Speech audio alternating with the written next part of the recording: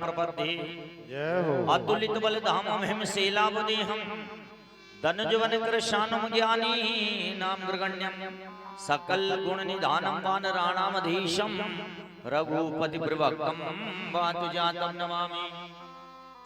गुरुर्ब्रह्मा गुरुर्विष्णु गुरुर्देव महेश्वर गुरुर साक्षात परब्रह्म तस्मै श्री गुरुवे नमः।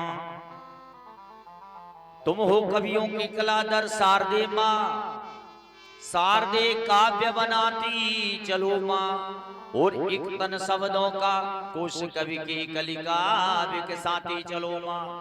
कवि शुक्ल के मानस में आके नित नूतन भाव बनाती चलो माँ। मम मानस मंदिर में आके रितेंद्री जयंत्री बजाती चलो माँ। शारदा शारदा भुजवदनां वदनां भुजे सर्वदा सर्वदा अस्माकं सन्निधि सन्निधि क्रियात है। ओम वीणा पुस्तक धारणे नमः। मंदार मूले मदनाभिरामं बिंबाधरा पूरित वेणुनादम गोगोप गोपी जनमध्य संस्थम श्री कृष्णं भजे गोकुल पूर्णचंद्रम। कस्तूरी तिलकम ललाट पटले वक्षस्थले कौस्तुभम नासाग्रीवर भोक्तिकं करतले वेणुं करे कंकणम। सर्वांगे हरिचंदनम सुललितं कंठे क्षमुक्तावली गोपस्त्री परिवेष्टितो विजयते गोपाल चूड़ामणि। अतः श्रीमद्भागवत सप्ताह कथा हरे नमः। हे वृंदावन चंद्र यह बर दीजिए दया करे, श्री ब्रज को आनंद नित्य प्रति निरखत रहूं। शीस मुकुट और माल संग राधा बाधा हरण, या छवि सो नंदलाल वास करऊं मेरी ही। श्री यमुना के तीर गाय चरावत सखन संगे, या छवि सो यदुवीर वास करऊं मेरी ही। जय राधे रासेश्वरी रसिकेश्वर घनश्याम, देहु निरंतर बास मोही श्री वृंदावन धाम। गोविंद मेरी यही प्रार्थना है, भूलूं नहीं मैं नाम तुम्हारो। जय हो। निष्काम हो के दिन रात गाऊं, गोविंद दामोदर माधवेति। जय हो। गोविंद दामोदर माधवेति, हे कृष्ण हे यादव हे सखेति। जय हो। देहांत काले तुम सामने हो, बंसी बजाते मन को लुभाते। जय हो। गाता यही में तननाथ त्यागुं, गोविंद दामोदर माधवेति। गोविंद दामोदर माधवेति, हे कृष्ण हे यादव हे सखेति। जय हो। बोलो वृंदावन बिहारी लाल की जय हो। अरे मेरो राधा रमन गिरधारी, गिरधारी श्याम बनवारी। मेरो राधा रमन गिरधारी, गिरधारी श्याम बनवारी। मेरो राधा रमन गिरधारी, गिरधारी श्याम बनवारी। मेरो राधा रमन गिरधारी, गिरधारी श्याम बनवारी। अरे गिरधारी श्याम बनवारी, अरे गिरधारी श्याम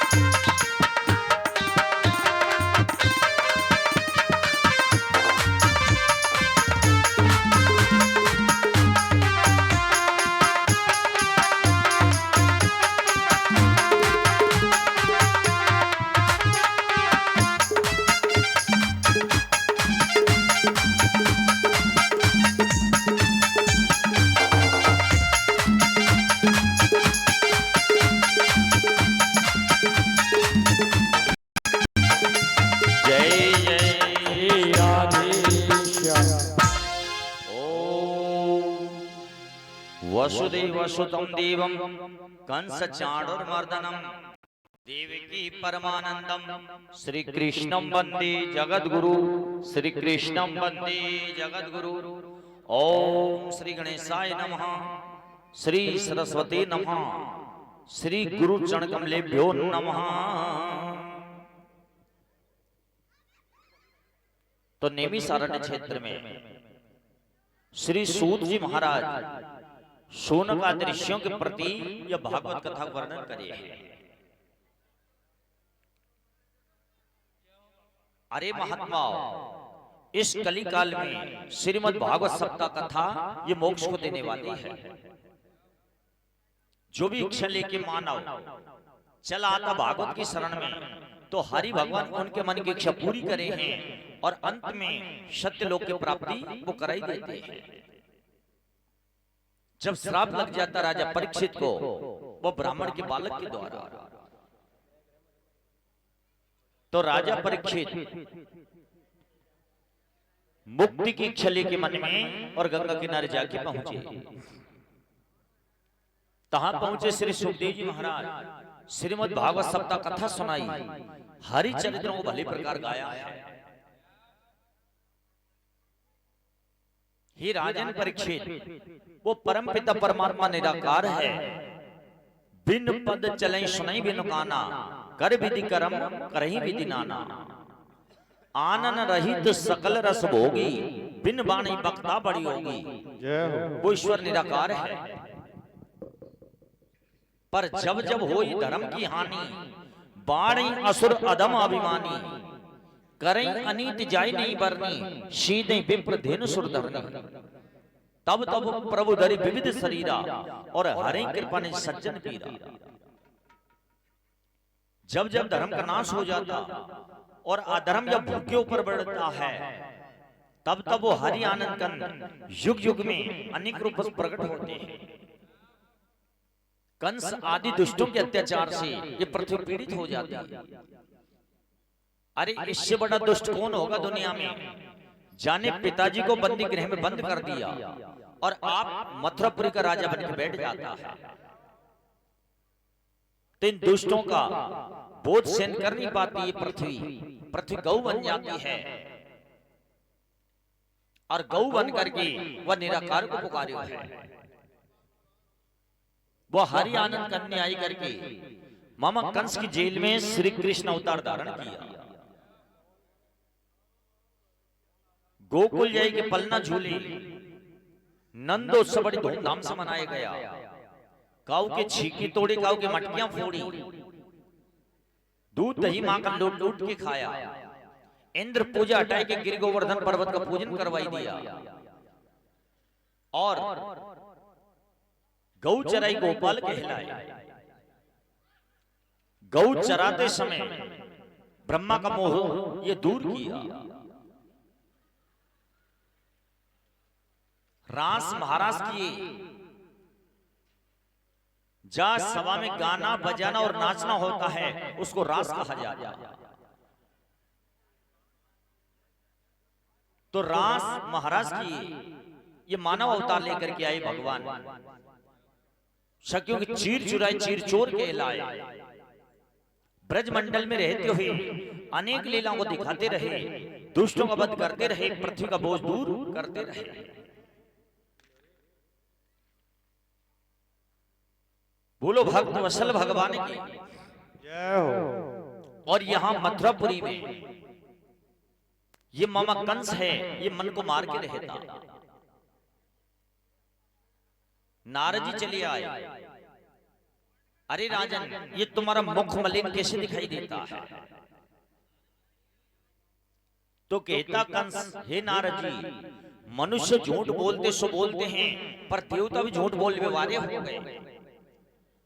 आकाश से वाणी आई कि तेरी बहन का 8वां बालक तेरा काल है। तो 6 बालक मैंने अपने हाथों मार गिराया। 7वां गर्भपात हो गया और 8वें कन्या हुई थी। तो कहते नारद जी, अरे राजन, देवता कभी झूठ नहीं बोलते, और जो झूठ बोलता वो देवता नहीं है। देवता जब भी कहते सत्य वचन कहते। वो श्री श्याम सुंदर तुम्हारी बहन का बालक है। तुम्हारी बहन और बहनों ने छल किया तुम्हारे साथ। अब ऐसा करो, यज्ञ करो ये मथुरापुरी में,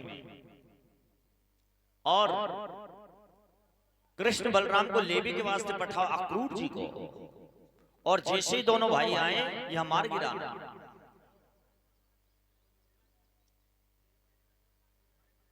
यहां मथुरापुरी में कंस यज्ञ प्रारंभ कर देता और ब्रज में डोंडी पिटवा देता है कि सभी ब्रजवासी भेंट ले लेकर के आए।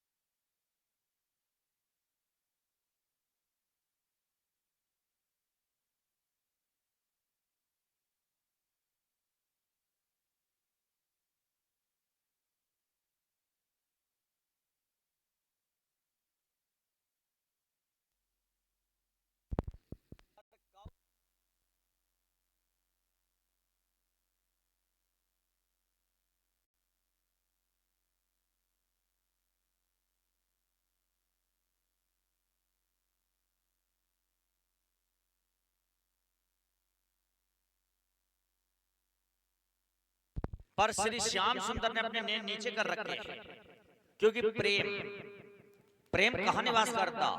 आंखों से मालूम हो जाता कि इनका हमारे प्रति प्रेम है या बैर है। बैर प्रेम नहीं, दुरे ही दुराए। अगर बैर को और प्रेम को कोई छिपाना चाहे वो छिपा नहीं सकता। तो श्री श्याम सुंदर काऊ सखी को नहीं देख रहे हैं।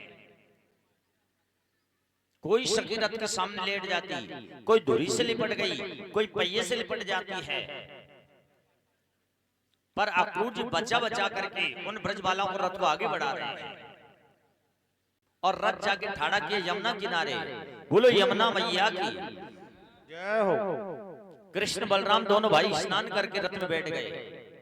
अब अक्रूर जी डुबकी लगाते रथ वह जल के अंदर, तो क्या दिखाई दिया कि दोनों भाई जल में दिखाई देते हैं। फिर बाहर निकल के देखते दोनों भाई रथ में बैठे हैं। फिर जल में डुबकी लगाते दोनों भाई जल में दिखाई देते। तो विचार किया अक्रूर जी ने कि इनमें सत्य कौन से है। जय हो जय हो। जो मेरे रथ में बैठे ये सत्य है या जल में दिखाई दे रही ये सत्य है। अब भगवान अपनी माया सिमेटते हैं कि जल में कछु दिखाई नहीं दिया। तो विचार किया अक्रूर जी ने कि मेरे रथ में बैठे हैं ये चराचर के स्वामी हैं। कृष्ण बलराम दोनों भाइयों की पूजा की अक्रूर जी ने और रथ आगे बढ़ाया। मथुरापुरी के निकट जब रथ जाके पहुंचा तो श्री श्याम सुंदर कहते हे काका अक्रूर जी, हम पहल बार मथुरापुरी को आए हैं। गांव से हमारी जान पहचान है नहीं, तो तुम जाके समाचार दे दो राजा कंस को हम आ पहुंचे हैं और हम मथुरापुरी के बाजार की शोभा देखते हुए आगे बढ़ रहे हैं। समाचार मिलता राजा कंस को। कंस कृष्ण बलराम को मारने का पूरा पूरा प्रबंध ये बना लेता है। अरे जय हो।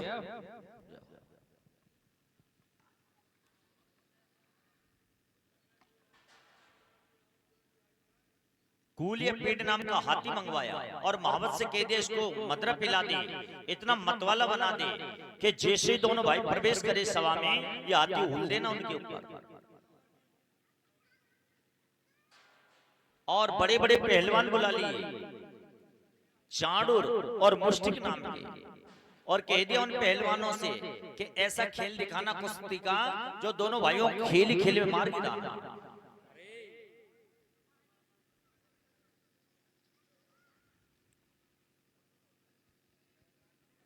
पूरा पूरा प्रबंध बना जो लेता है। यहां श्री श्याम सुंदर बलराम जी आगे बढ़े हैं। इनकी मथुरा न पहुंचने से पहले नंद आदि गोप अपनी अपनी गाड़ियां जोत के पहुंच चुके थे। गोप ग्वाल मिल जाते हैं, आगे बढ़े हैं। मिल जाता राजा कंस का धोबी, कपड़े की गांठ आगे माथे रखी हुई है।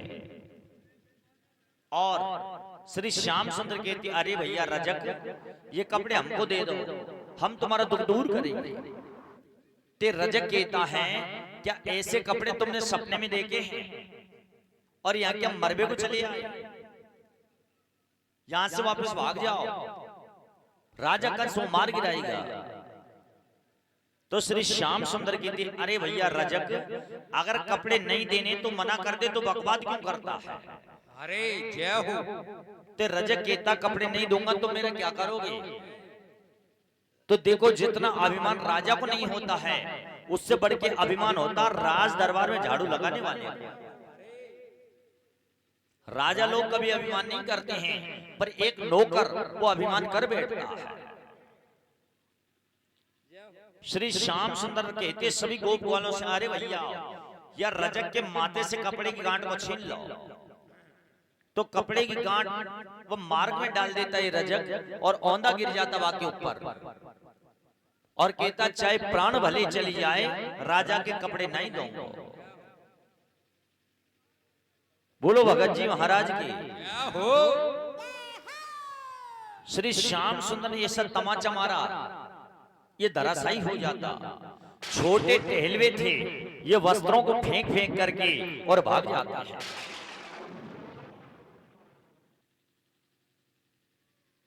निकालते हैं गोप ग्वाल कृष्ण बलराम सभी वस्त्रों को उन पटरियाओं में से।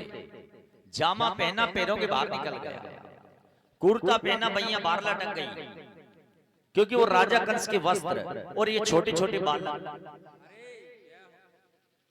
उन वस्त्रों को लेकर के पहुंचे दर्जी के पास। अरे भैया दर्जी, ये कपड़े हमारे नाम के बनाओ, हम तुम्हारा दुख दूर करेंगे। तो दर्जी ने कृष्ण बलराम गोप ग्वाल सभी की नाप जो ली है, और कपड़े बराबरी से बनाए। यह दर्जी को हरि भगवान ने अपनी गति जो दी है, बोलो भक्त वत्सल भगवान की। जय हो, जय हो। दर्जी से आगे बढ़े हैं।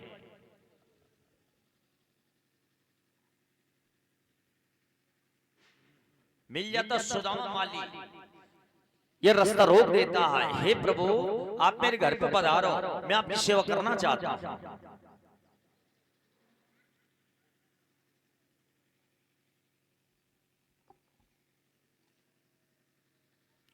कृष्ण बलराम गोप ग्वाल सभी को ये ले जाता है अपने घर पे, और भली प्रकार सेवा जो करता है। जय हो, जय हो। यह सुदामा को भगवान ने कहा, अरे भैया सुदामा, क्या मांगते हो? जो मांगोगे सो तेरे को दूंगा। तो सुदामा माली कहता, हे प्रभु, मैं तो यही मांगता हूं, प्रभु पद धोवन को मिले, सेवक को अधिकार, मम मानस मंदिर में सदा करो बिहार। सदा करो बिहार, आपकी शरण गई है, अरे मांगू यही वरदान, मोक्ष की चाह नहीं है। जय हो। मैं तो यही मांगता हूं कि जहां भी जाके जन्म धारण करूं, आपके चरणों की सेवा करता रहूं।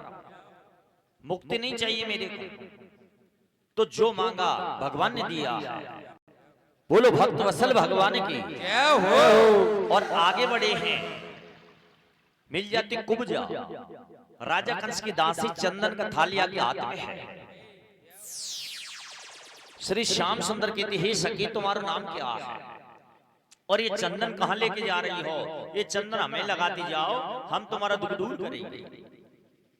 तो कहती, देखो जी, मेरा नाम है चंद्रकांता, पर 3 जगह से मेरा ना शरीर टूटा हुआ है, तो दुनिया के लोगों ने नाम क्या धर दिया? कुब्जा।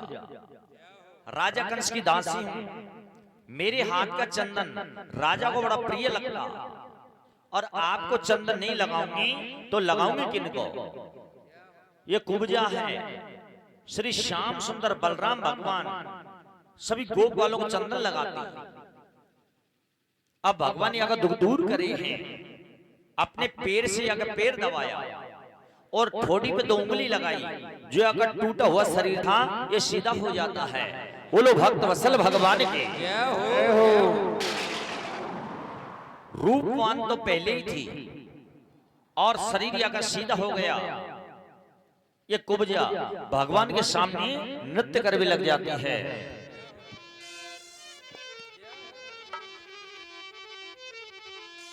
अरे लुट गई रे तेरी सूरत पे, लुट गई रे तेरी सूरत पे लुट गई। राधा की अखियां जादू कर गई, राधा वल्लभ की अखियां जादू कर गई।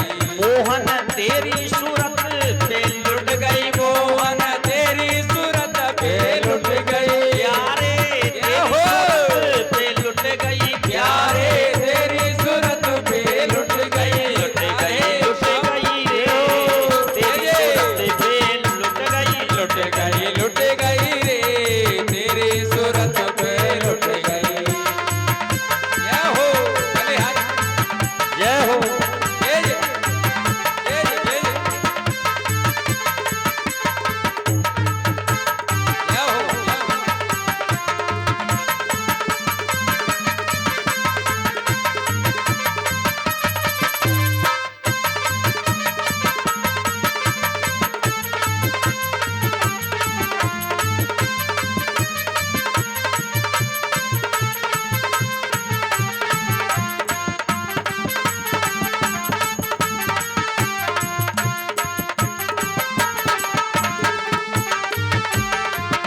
अरे मैं तो यहाँ से बोलूं नाही, प्यारी कह बोले री। मैं तो यहाँ से बोलूं नहीं, प्यारी के कर बोले रे। मैं तो यहाँ से बोलूं नाही, प्यारी कह बोले रे। मैं तो यहाँ से बोलूं नहीं, प्यारी के कर बोले रे। वृंदावन की कुंज गलिन में, वृंदावन की कुंज गलिन में, वृंदावन की कुंज गलिन में, वृंदावन की कुंज गलिन में। आगे पीछे डोले रे, लुट गई रे तेरी सूरत पे लुट गई, लुट गई रे तेरी सूरत पे लुट गई। जय हो बलिहारी, जय जय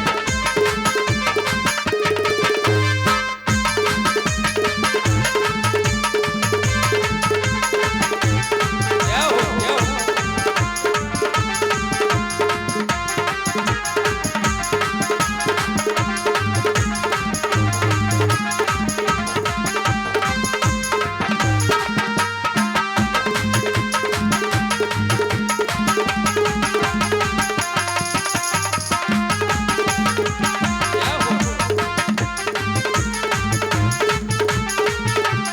लुट गई रे तेरी सूरत पे लुट गई, लुट गई रे तेरी सूरत पे लुट गई। अरे किससे कहूँ कोई माने ना मेरी, अखियां पड़ गई डोरी। किससे कहूँ कोई माने न मेरी, अखियां पड़ गई डोरी रे। किससे कहूँ कोई माने ना मेरी, अखियां पड़ गई डोरी।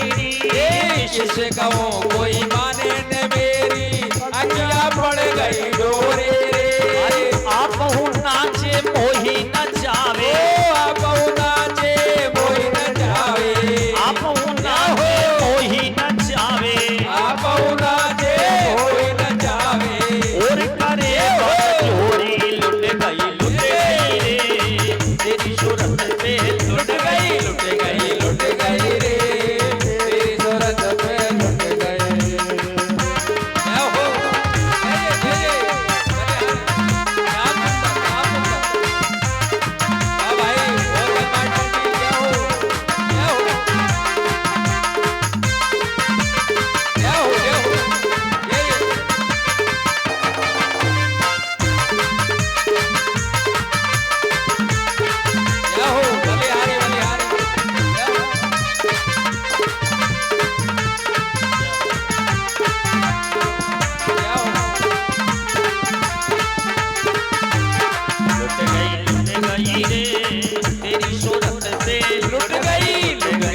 लुट गई रे तेरी सूरत पे लुट गई।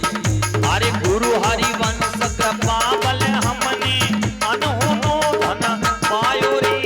गुरु हरिवंश कृपा बल हमने अनहोनो धन पायो रे। गुरु हरिवंश कृपा बल हमने अनहोनो धन पायो रे। गुरु हरिवंश कृपा बल हमने अनहोनो धन पायो रे। हरि राधा वल्लभ लाल लाडलो। ओ राधा वल्लभ लाल लाडलो। राधा वल्लभ लाल लाडलो। ओ राधा वल्लभ लाल लाडलो। दिल में बड़ो समायो रे लुट गई रे तेरी सूरत पे। लुट गई रे तेरी सूरत पे लुट गई। क्या हो बलिहारी।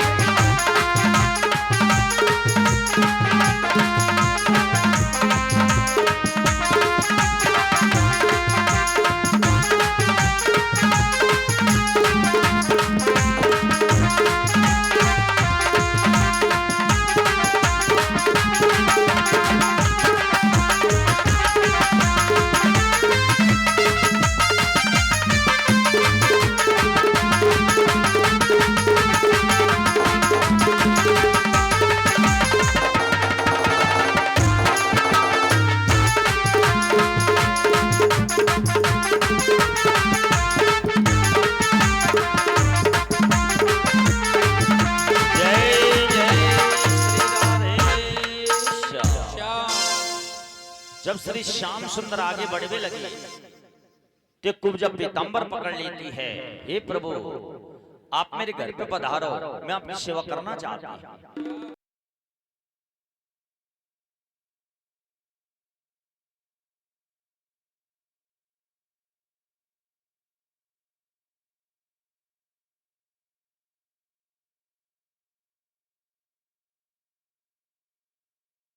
कि रात्रि तुम्हारे घर पे आई के निवास करूंगा। आगे बढ़े हैं कंस के दरवाजे और महल के दरवाजे पर धनुष रखा हुआ था। श्री श्याम सुंदर ने वह धनुष के टुकड़े किए और अपने कंधे लाद करके बेखट के राजा कंस की सभा में प्रवेश कर जाते। जय हो जय हो। ये महावत हाथी हुल देता है,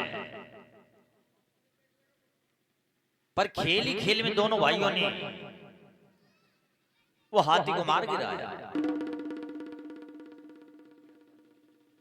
और बड़े बड़े चाणूर नाम का पहलवान भिड़ जाता श्री श्याम सुंदर से और मुष्टिक भिड़ जाता बलराम भगवान से। दोनों भाई मना कर रहे हैं, अरे भैया ये अधर्म का खेल क्यों दिखाते हो?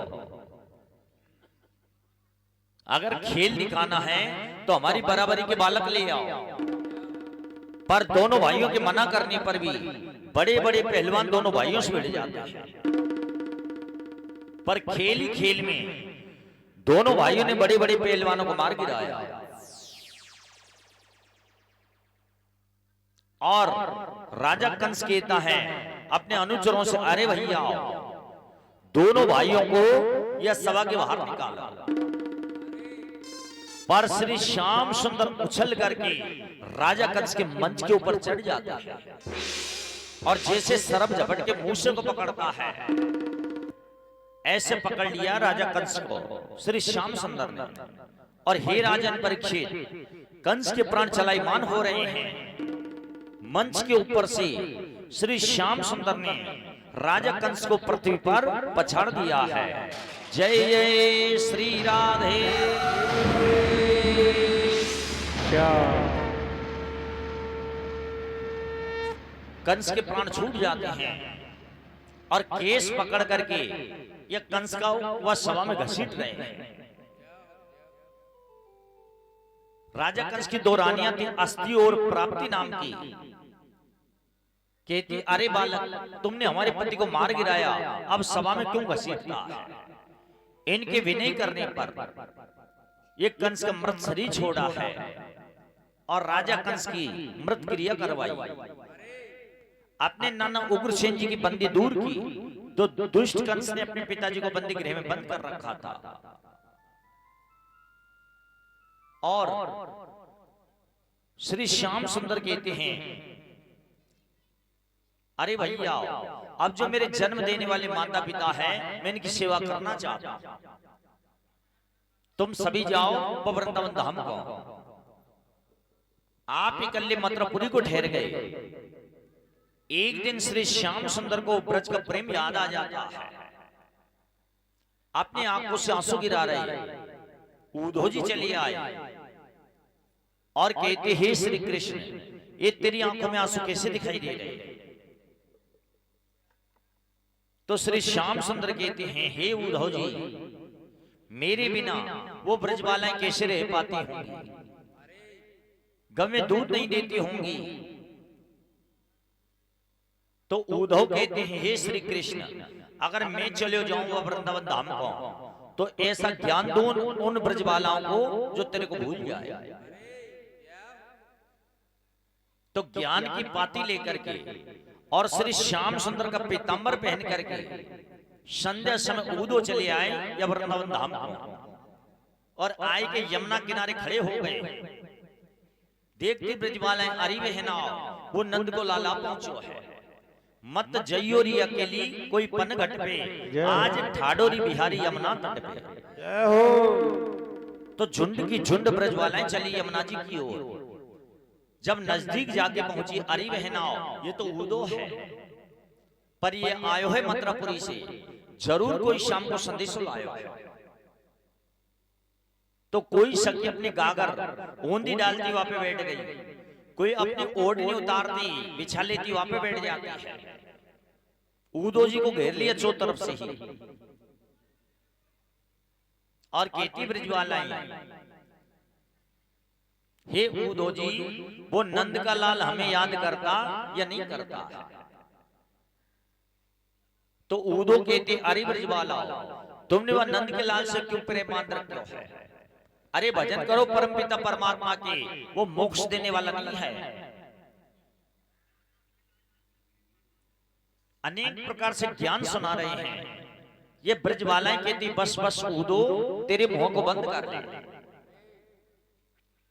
अरे श्याम तन श्याम मन, श्यामी हमारो धन, आठो याम उद्धव हमें श्यामी सो काम है।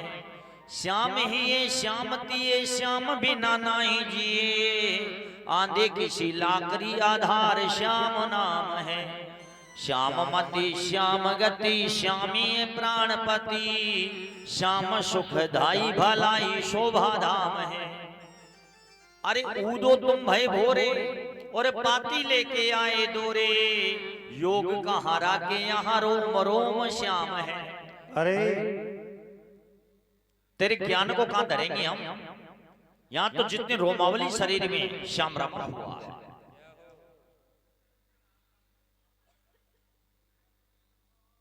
तो कहते उद्धव जी, अरे ब्रजबालाओ, अब तुम रो रो के मर जाओ, वो नहीं आने वाला। तो कोई सखी कहती, अरे बहनाओ, ये उद्धव तो बावरो है गयो, कह रखा श्री श्याम सुंदर, हे ब्रजबालाओ, जब तुम्हें मेरी याद आए तो निधि वन में आई करके और मेरे दर्शन कर लिया करो। तो उद्धव कहते, अरे ब्रजबालाओ, अगर आज श्री श्याम सुंदर को दिखा दो या वृंदावन में, तो मैं प्रेम के रास्ते में आ जाऊंगा। मैं ज्ञान को बड़ा मानता हूं। तो आंखों के पाटी बांधी उद्धव की और ब्रजबालाएं ले जाती हैं वह शिवा कुंज में, और आंखों से पाटी हटाई तो क्या देखा कि राधा कृष्ण दोनों सिंहासन में विराजमान है। जय हो। बोलो राधा वल्लभ लाल की जय हो। कुछ कहना चाहते उद्धव भगवान के प्रति, पर जैसे प्रवेश दिया ऐसे बाहर निकाल दिया। तो उद्धव नाच में लग गया उन ब्रजबालाओं के साथ में। उद्धव भी सूदो आ गयो, राधा नाम को रंगीलो रंग ला गयो, क्योंकि रंगी ऐसा है, ये प्रेम का रंग है। प्रेम के सामने ज्ञान और वैराग तो एक और बैठे रहते कोने में। राम अवतार लिया, मर्यादा जताई, ज्ञान जताया। कृष्ण अवतार लिया, प्रेम जताया है। तो उद्धव है ब्रजबालाओं के संग में आप नाचने लग जाते हैं। जय हो। और चैत्र और वैशाख 2 महीने ऊदों ने बिताए हैं या वृंदावन धाम में, घर घर भोजन करते फिरते हैं। जब लौट में लगे तो यशोदा मैया माखन मिश्री पटाती है और कहती है ऊधो जी जाए करके कहना श्री श्याम सुंदर से जल्दी लौट आए। आते हैं ऊधो और आए के श्री श्याम सुंदर के पैरों में गिर जाते हैं। श्री श्याम सुंदर कहते हे ऊधो जी सुनाया ज्ञान। तो कहते ऊधो हे श्री कृष्ण भैया धन्य है तेरे वृंदावन धाम के लिए। जय हो।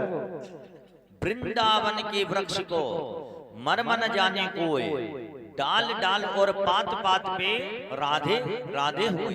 जय हो। भैया प्रेम प्रधान है। और यहाँ राजा कंस की दोनों रानियां अस्थि और प्राप्ति अपने पिता जरासंध के यहाँ चली जाती है। हे पिताजी आपके दामाद को मार गिराया श्री श्याम सुंदर ने। तो जरासंध राजा अपनी सेना सजाता है और चढ़ाई करता मथुरापुरी के ऊपर। श्री श्याम सुंदर सेना को मार गिराया और जरासंध को छोड़कर रण में से भाग जाते हैं। नाम पड़ जाता प्रभु का रण छोड़। अब डर के नहीं भागे भगवान। विचार किया श्री श्याम सुंदर ने मैं इसको छोड़ता जाऊं, जो असुर सेना मुझे सहज ही प्राप्त होती रहेगी। मैं कहां ढूंढता फिरूंगा असुरों को, ये इकट्ठे करके लाएगा, मैं मारता जाऊंगा। तो 17 बार चढ़ाई की जरासंध राजा ने, पर 17 बार श्री श्याम सुंदर ने सेना को मार गिराया और जरासंध को छोड़ के भाग जाता है। सुनता जरासंध का मित्र कालियावन अपनी सेना सजाता है और चढ़ाई करता मथुरापुरी के ऊपर। श्री श्याम सुंदर विचार करते हैं कि कालियावन सेना लेके आ पहुंचो है और इसी बीच अगर जरासंध आ गए हो तो मेरे यादव मारे जाएंगे। तो श्री श्याम सुंदर कहते हैं हे विश्वकर्मा जी समुद्र के बीचों बीच एक नगरी बनाओ। तो समुद्र के बीचों बीच 400 कोस के विस्तार में एक नगरी की स्थापना की और नाम रख दिया वहां का द्वारकापुरी। श्री श्याम सुंदर ने सभी यादव को पठा दिया द्वारकापुरी को और आप इकल्ले मथुरापुरी को ठहर गए। कालियावन की सेना को मार गिराया और कालियावन को छोड़ के रण में से भागे हैं। पीछे लगा हुआ कालियावन पर भगाते भगाते कहां ले गए? वह गिरी गुफा में जहां राजा मुचकुंद ये सैन कर रहा। जय हो। अपना पीतांबर उड़ाया मुचकुंद को और आप अदृश्य हो गए। भागता हुआ कालियावन पहुंचा और क्या देखता कि मेरे डर से यहाँ के और सो गए। तो श्री श्याम सुंदर समझ करके लात मारता, आंखें खोल के देखता मुचकुंद, कालियावन जल के भस्म हो जाता। कहते राजा परीक्षित हे ब्राह्मण मुचकुंद के देखते कालियावन जल के भस्म कैसे हो गया? श्री शुक वाच्य है हे राजन परीक्षित एक बार देवासुर संग्राम हुआ। देवता और असुरों की लड़ाई प्रारंभ होती है। अब ये मुचकुंद राक्षस था पर लड़ाई लड़ी यानी देवताओं की ओर से और 12 वर्षों तक नींद को भगा दिया आंखों से। देवताओं की जीत करवाई। जब भगवान वरदान देवी को आए तो यानी क्या मांगा? हे प्रभु मैं सुख नींद सोना चाहता हूं। तो हरि भगवान कहते हैं अरे मुचकुंद तुम जाओ आनंद से शयन करो, जो कोई तुम्हारी निद्रा दूर करेगा तुम्हारे देखते जल के भस्म हो जाएगा। अगर शक्ति मिल जाती देव कृपा से, गुरु कृपा से, पितृ कृपा से, तो शक्ति को पाके दुरुपयोग नहीं करना चाहिए। शक्ति मिलती परोपकार करने के लिए। जो शक्ति को पाई करके और दूसरों का अहित करते हैं उनकी 7 पीढ़ी आगे की 7 पीढ़ी पीछे की नरकों में निवास करती है। अरे और श्री श्याम सुंदर चले आते हैं या द्वारकापुरी को। अब द्वारकापुरी में रहते हुए वेद की विधि से जिनका विवाह हुआ रुक्मिणी बाई के साथ, ताको तुम्हारे प्रति वर्णन करे कि कुंदनपुर के राजा थे भीष्म। इनके 5 पुत्र हैं, एक बेटी रुक्मिणी बाई जी का नाम है। आते नारद जी, रुक्मिणी बाई आशीर्वाद पाती है तो नारद जी कहते हे बाई तेरे को बरे श्री कृष्ण बरे। और राजा भीष्म से कह दिया कि रुक्मिणी बाई का विवाह करो ना तो श्री श्याम सुंदर के साथ करिए। और या कि मैया और भैया से कह दिया कि रुक्मिणी बाई का विवाह करो ना तो चंदेर नगरी का राजा शिशुपाल के संग विवाह करिए। नारद जी आप फूट डाल करके और चले जाते हैं। अब बताया है एक घर में 2 माता भली कहां से होए, पुरुष जो पूजे देवता भूत पूजवे जोए। जय हो। अगर किसी घर में फूटा फूट हो जाती है वो घर नरक के समान बन जाता है। अरे जो घर का मुखिया उसकी हमें आ रखना चाहिए, बिगड़े तो आगे सुधरे तो आगे। पर स्त्री विचार कर लेवे कि चाहे पति की बात गिर जावे पर मारी बात रहनी चाहिए घर के में। बेटा विचार कर लेवे कि माता पिता की बात गिर जाए पर मेरी बात चलना चाहिए। बेटे की बहू विचार कर लेवे कि सबकी बात गिर जाए पर हमारी बात रहनी चाहिए। तो जब बात की खींचा खींची हो जाती है वो घर नरक के समान बन जाता है। जहां सुमति तह संपत्ति नाना, जहां कुमति तह विपत्ति निदाना। जहां सुमति होती ना परिवार में तो अनायास नाना प्रकार की संपत्तियां चली आती हैं। और जिस घर में फूटा फूट हो गई वो घर नरक के समान बन जाता, सुख शांति का नाश हो जाता है। तो बाप बेटी को एक मत और माई बेटा को एक मत। जब रुक्मिणी बाई विवाह के योग हुई तो धर्म को जानने वाले राजा भीष्म, क्योंकि धर्मशास्त्र बताते हैं कि बेटा 5 वर्ष का घर में है उसको लाड प्यार में रखना चाहिए। 10 वर्ष का बेटा घर में हो गया उसको ताड़ना में रखो। लालना भ्यो दोषा ताड़ना भ्यो गुणा। लाड प्यार में बालक बालिका बिगड़ जाते हैं और डांट में रखेंगे उनमें गुण आते हैं। और पुत्र 16 वर्ष का घर में हो गया वो होता मित्र के समान, वो सलाह के योग्य हो जाता। चाहे पिता अपने मन का काम करे पर पुत्र से पूछना जरूरी है, पिता पुत्र में कभी नहीं बिगड़ेगी। तो धर्म को जानने वाले राजा भीष्म अपने बड़े बेटा से पूछते हैं, अरे बेटा तुम्हारी प्यारी बहन विवाह के योग्य हो गई, अब मेरे मन का विचार है बेटा श्री श्याम सुंदर के साथ आगे विवाह करना चाहता। तो कहता रुक्मिणी हे पिताजी तुम्हारी तो बुढ़ापे के कारण मती मारी गई, वो श्री श्याम सुंदर कोई राजा थोड़ी है। अरे वो तो ग्वाल है, हम राजा हैं तो राजाओं के बेटी राजघरों में जाना चाहिए। आजकल चंदेर नगरी का राजा शिशुपाल बड़ा प्रतापी है, मेरी प्यारी बहन का विवाह मैं उनके साथ करूंगा। या कि मैया कहती हाँ बेटा तू सत्य कहता। तो रुक्मिणी बाई विचार करती कि मेरी मैया और मेरे भैया पिता की बात नहीं माने हैं तो मैं जाऊं स्नान करवे तालाब पर और वहीं जाके प्राणों का त्याग कर दूं।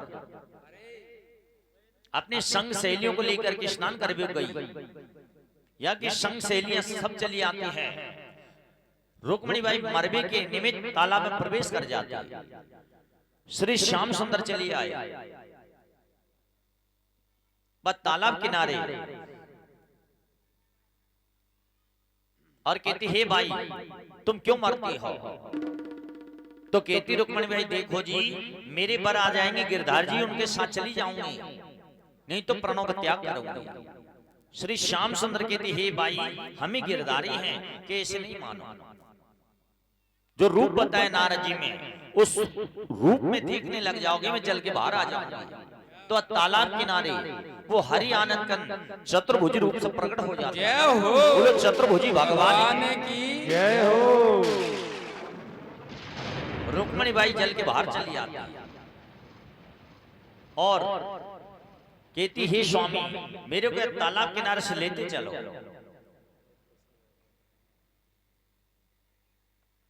अगर मैं स्नान करके घर को चली गई, मेरी मैया मेरे भैया विदा करेंगे बस शिषपाल के साथ।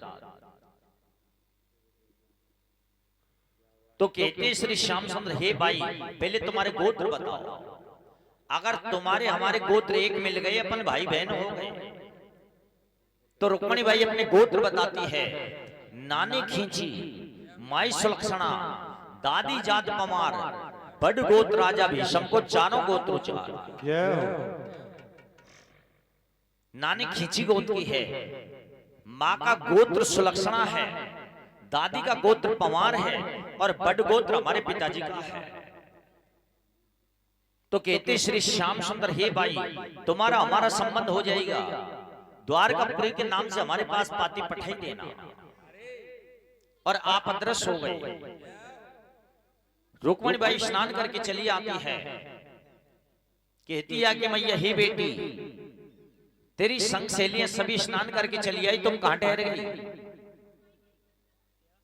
तो रुक्मणी बाई कहती हे माँ मेरे पर आ गए थे गिरधारी जी, उनसे बातें करने लगे, ये समय लग गया मैया मेरे को।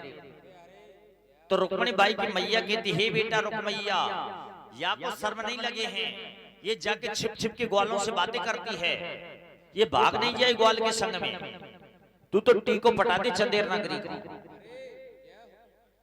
तो रुक्मणी बाई कहती हे माँ अगर तेरे सामने विवाह संबंधी बातें करती हूं तो दोष लगता मेरे को, पर कोई भलो माने चाहे बुरो माने मैं परनूंगी, मुरली वाले को ही परनूंगी। और कहती है जय हो जय हो जय हो। अरे परनूंगी री मुरली वाला ने ना परनू रे शिशुपाला ने, परनूंगी रे मुरली वाला ने ना परनू रे शिशुपाला ने, परनूंगी री बंसी वाला ने ना परनू रे शिशुपाला ने, परनूंगी रे बनसी वाला ने ना परनू रे शिशुपाला ने। जय हो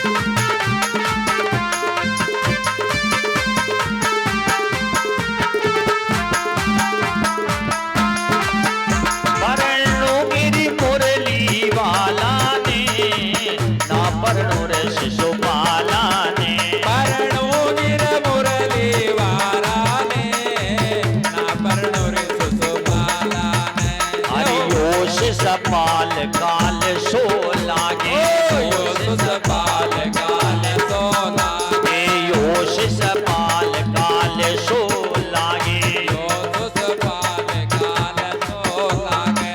आरिया कहो सा लगे पराती है ना परनो रे शिशुपाला ने, यम सा लगे वराती रे ना परनो रे शिशुपाला ने।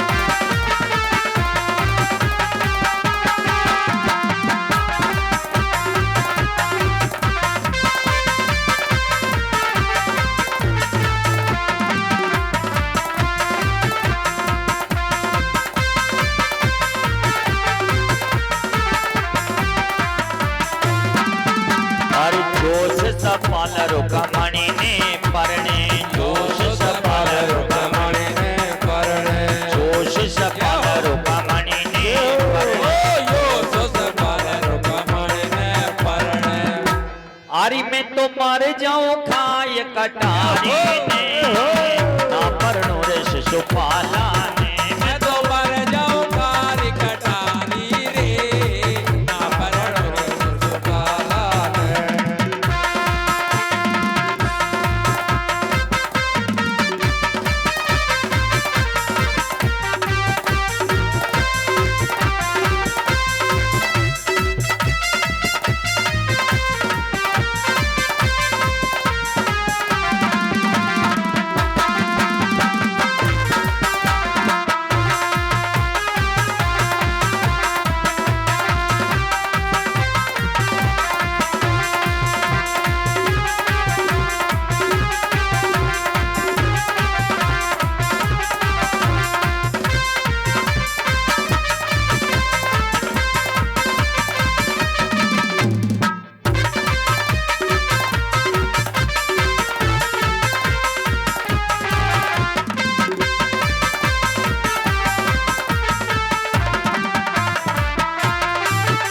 अरे बेग पधारो द्वारिका वासी बेग पधारो द्वारिका वासी बेग पधारो द्वारिका एक पधारो द्वारकावासी अरे मेरा तुम बिन कौन सहाई है अपरनो शिशुपाला ने मेरा बिन कौन सहाई है ना परनो शिशुपाला ने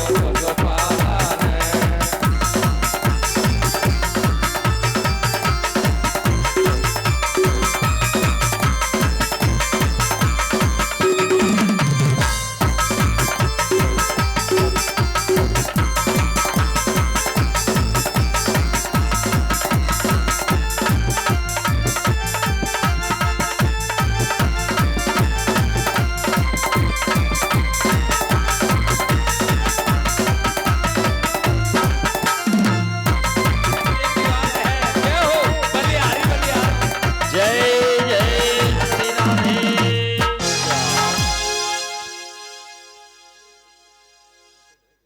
तो कहती रुक्मणी बाई हे मां कोई भलो माने चाहे बुरो माने मैं परनूंगी मुरली वाले को ही परनूंगी परनूंगी जय हो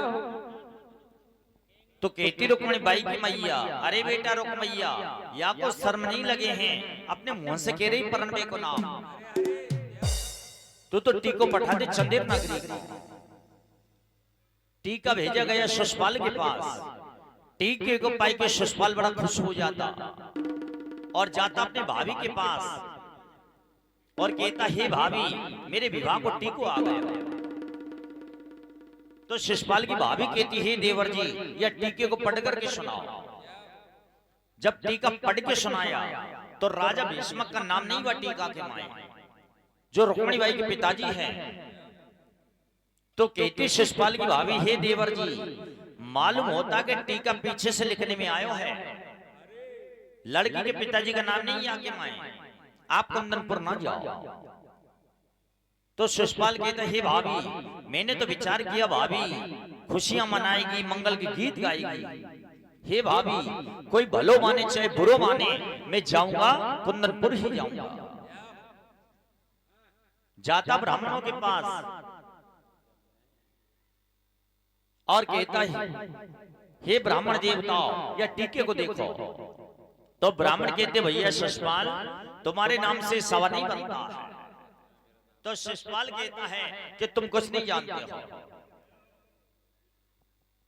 जाता पंडित पीपाराम जी के पास पीपाराम जी का भेष कैसा है कि बड़ा धोता और बड़ा पोता बड़ी तो धोती पहनते हैं और बगल में पोती पत्र दबा के चलते हैं बड़ा धोता बड़ा पोता पंडित का पगड़ा बड़ा अक्सर एक न जाना में पढ़ना लिखना कुछ जानता है नहीं अक्सर एक न जाना में लपोड़ शंकाय नमो नमः पढ़ना लिखना कुछ नहीं जानता पर भेष पूरा बना रखा है और कहता शिशुपाल भैया नोरे का कहीं तो 18 का 100 बड़ा थरना आंग मारा थे जानकार दक्षिणम पाके आप लौट जाता। शिशुपाल अपना श्रृंगार बनाता और आया अपनी भाभी के सामने। हे भाभी, मंगल के गीत गाए न गाए तेरी मर्जी रही, पर तेरो नेगे सुरमा सारवे को